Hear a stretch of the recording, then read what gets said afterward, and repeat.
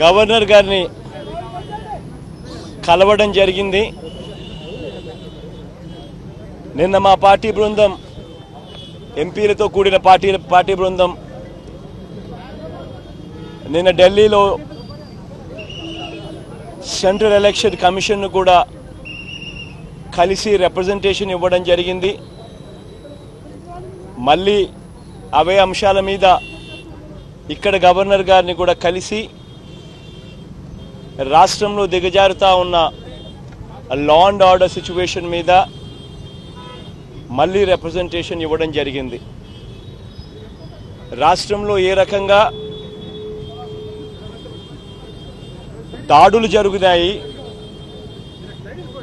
దాడులు జరిగిన తర్వాత ఎన్నికల రోజు, ఎన్నికలు అయిపోయిన తర్వాత జరిగిన ఆ దాడుల్లో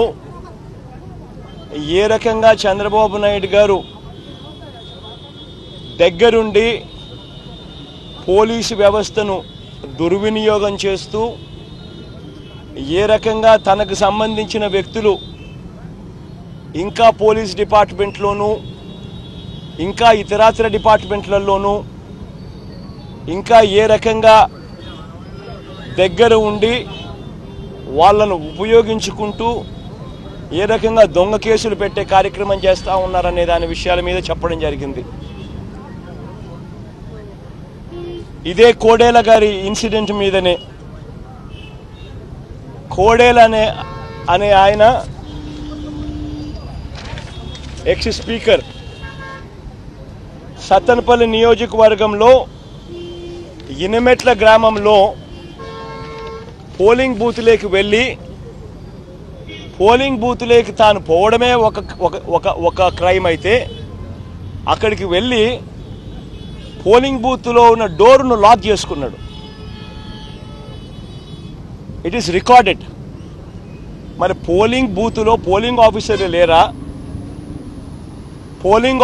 లేరా, పోలింగ్ ఏజెంట్లు లేరా?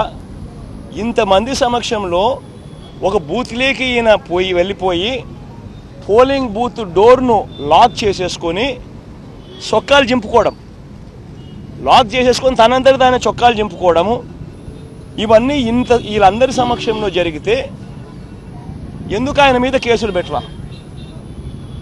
ఈ వీడియోపై మీ విలువైన కామెంట్స్ ని మాతో షేర్ చేసుకోండి. అండ్ ఇంకో విషయం, సబ్స్క్రైబ్ చేయడం మర్చిపోకండి.